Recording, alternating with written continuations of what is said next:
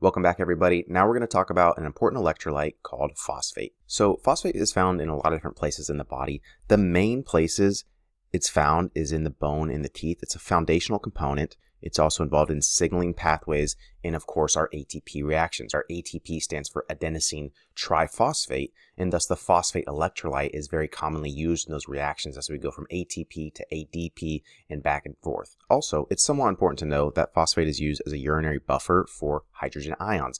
So you really don't need to know in terms of how this works. Getting back to knowledge we learned in the past with pKa and titration curves, we really don't need to know that at this point. But what is important is knowing that it is used as a buffer system. And what I mean by that is that phosphate is an important molecule in the urinary tract, in the nephrons, to help maintain a proper pH and a proper balance between the hydrogen ions and some of our other molecules such as bicarbonate. So first, let's talk about hyperphosphatemia and some of the primary causes that we can have. So first on our list is going to be renal failure. So I think this one should make intuitive sense. If our renal system is defective, we have kidney disease and stuff, we're not able to excrete the phosphate molecule, this is going to cause a buildup in the body. So if our, healthy kidneys now look like this, let's just say they're kind of shriveled up, it is going to decrease our ability to excrete phosphate, and thus it makes sense that it could build up in the body. It could cause hyperphosphatemia if we're not able to excrete it in the kidneys. Next, we're looking at hypoparathyroidism. Remember, what are the primary effects of parathyroid hormones? One of them is to increase calcium levels in the bone. It tells the body, hey, calcium levels are kind of low. But also remember the memory aid that we've talked about previously. PTH stands for phosphate trashing hormone. So the PTH, phosphate trashing hormone. So it should make sense to you, right? If we have low levels of phosphate trashing hormone, we're going to get an increase in phosphate in the body. Again, hyper in the body because we are low on something that causes us to get rid of it. The next primary cause is going to be increased intake or release. And I've highlighted two key things here. TLS, which stands for tumor lysis syndrome, and rhabdomyolysis. So remember, inside of our cells, we have a high level of phosphate. So I've drawn a big PO4 inside of the cell, and outside of the cells, there are less or decreased amounts of phosphate. So when we think about ways that we can have high levels in the body, we can increase, pure supplementation of phosphate, or we can have medications that might have a phosphate component to them. But the really high yield ones that you guys need to know here is this increased release from the cells. So tumor lysis syndrome is essentially saying that cells can burst open, basically, and this phosphate can then leak out into the system. Tumor lysis syndrome can be caused by a variety of different things. A common one they like you to know is about patients who are undergoing treatment for cancers and whatnot, because when we treat those, we are trying to destroy cells. We're trying to destroy cancerous cells. Oftentimes, we're also having to destroy healthy cells around them to ultimately treat the patient. And this causes a massive release of phosphate from the cells that we are destroying. We are causing them to essentially burst. So anytime a patient is presenting, with a leukemia or lymphoma in a question, and they talk about, they were treated with certain medications, and then they started to develop, some of these signs that might be consistent with high phosphate levels, such as the production of calcium phosphate crystals and maybe kidney injury, you can deduce that those cells have released a large amount of phosphate from inside. The other thing is rhabdomyolysis and also something we call a crush injury. So if somebody is in a motor vehicle accident or they have trauma, that is also going to cause the same thing. That's going to cause cells inside of their muscles to burst and release that phosphate level, ultimately leading to a hyperphosphatemic state. Next, let's talk about how this would present. And I think it's important to always, look at these slides and compare and contrast a hyperphosphatemic state versus a hypophosphatemic state. And same thing with all the other electrolytes, right? You want to compare what's it look like when we have too much, what's it look like when we have too low. Here, we're going to notice kidney stones as being one of the primary presentations. I just said if you release a bunch of phosphate in the body, this can then precipitate with calcium because calcium has a positive charge. And you can see over here, that phosphate has this negative charge. And as we know from just the basic rules of magnets and magnetism, right, positive and negative charge are going to want to bind to each other, and this can precipitate stones, ultimately leading to kidney injury. Hypocalcemia, or low calcium levels, is another state. This is also based on the kidney stone thing. If we release a bunch of phosphate from the cells, it then binds to our phosphate molecules, as we talked about over here.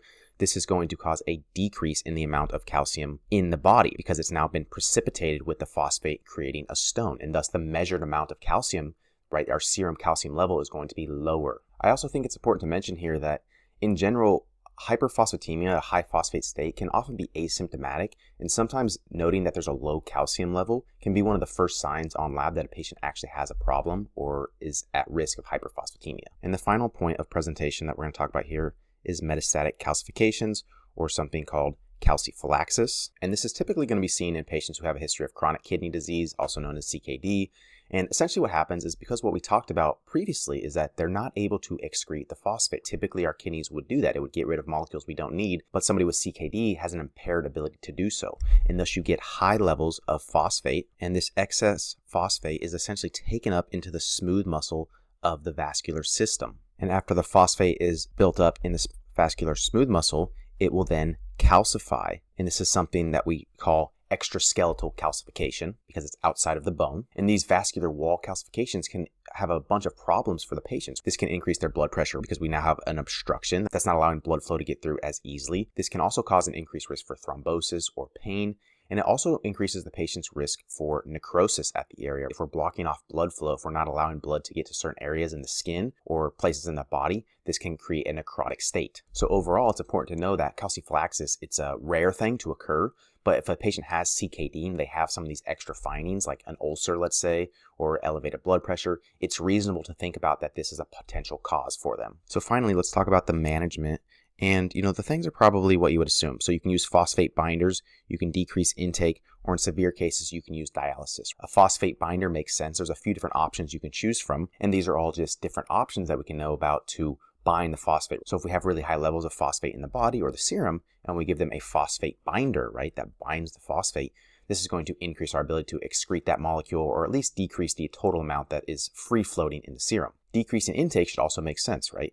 If somebody is having elevated levels of phosphate and we give them less of it, or we have them decrease their intake, that's ultimately going to decrease the total amount that's in their body in the long run. And finally, dialysis, I mentioned in severe cases. So like I said, phosphate can sometimes be an asymptomatic thing, right? You could just notice it on the labs, but people who have very severe kidney disease are going to kind of be at the extremes of the levels. So if they need phosphate removed quickly or a very large amount, dialysis would be the best way to do that for them. Next, let's move on to hypophosphatemia and the primary causes, first of which is primary hyperparathyroidism. So again, we talked about PTH. PTH is phosphate trashing hormone. So if we have primary hyperparathyroidism, that is very elevated levels of PTH, that is going to lead to decreased levels of phosphate. So remember, one of PTH's primary effects is to increase calcium levels in the body. It's an indication that calcium is too low. So release of PTH, a phosphate trashing hormone, is ultimately going to decrease phosphate and increase calcium levels. But the key here is to remember that PTH, again, is phosphate trashing hormone. So an extra release of that in primary hyperparathyroidism is going to overall cause a hypophosphatemic state. So next we're going to talk about refeeding syndrome as a primary cause. So refeeding syndrome is typically found in patients who are kind of malnourished at baseline. So the classic question that they talk about is a patient with alcohol use disorder who might be drinking a lot of calories from their alcohol, but they're not getting a good balanced diet in terms of carbohydrates and fats and proteins. So at baseline, they are at a low phosphate level.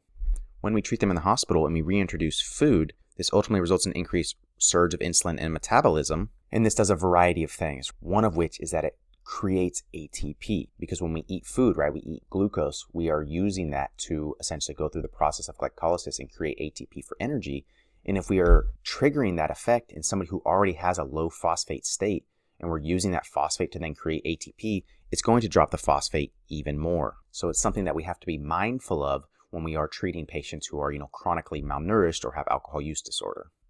And finally, Fanconi syndrome is one that we talked about in kind of the nephron transporters. So remember, Fanconi syndrome is essentially a problem in the proximal convoluted tubule with reabsorbing a bunch of molecules, phosphate being one of them. So if we can't reabsorb phosphate because we have a defect in our phosphate reabsorbing transporters, that is going to ultimately lead to a hypophosphatemic state. We're going to excrete higher levels of phosphate than we normally would because we don't have the transporters to bring them back into the body. The presentation here can be a little bit non-specific, but patients can present with weakness, and that's in large part to the fact that they could have an ATP depletion, right? If we have low levels of phosphate, we're not able to turn our ADP into our ATP, and thus we might have lower energy levels and lower strength overall, thus presenting as weakness. Patients can also present with bone loss. We talked about phosphate being a primary component to bone in addition to calcium. And then osteomalacia can be a presentation in adults, or rickets in children. Osteomalacia is saying, there's bone softening or there's less bone density.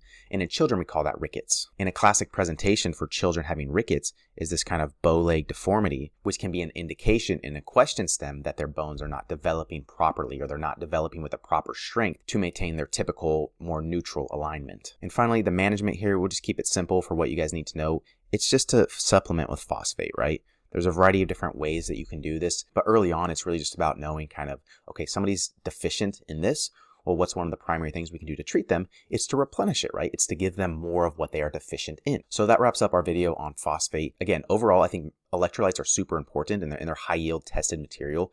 You don't need to know every single cause and every single treatment and every single presentation because a lot of them overlap. I would just encourage you to know, the few really high yield ones, and I tried to mention them here, and understand the physiology behind them. Why does it make sense that kidney failure can increase phosphate levels? Why does it make sense that high levels of PTH can cause low phosphate levels? There's a physiologic mechanism. There's a why behind why these things occur. And if you understand that, it really decreases the amount of memorization that you have to do. You understand the physiology. And if you understand the physiology, you'll not only be able to recall that on very simple, straightforward questions, you'll be able to apply that to more novel questions they might come up with. Something that might be considered a hard test question for other students won't feel that way to you because you understand the physiology. You can apply it to many, many different situations. That's what I encourage you all to strive for in terms of your understanding and your command of the material. Why does this work? How does this work? Okay, I can answer most questions that are related to this topic because I have this deep-rooted understanding. All right, that's all I have for the electrolytes section for now. Great work. Dense material, a lot of physiology here to understand, but I think it's really worth your time to integrate this material into your knowledge base and understand its underlying principles, and so that you can get all the test questions right on test day.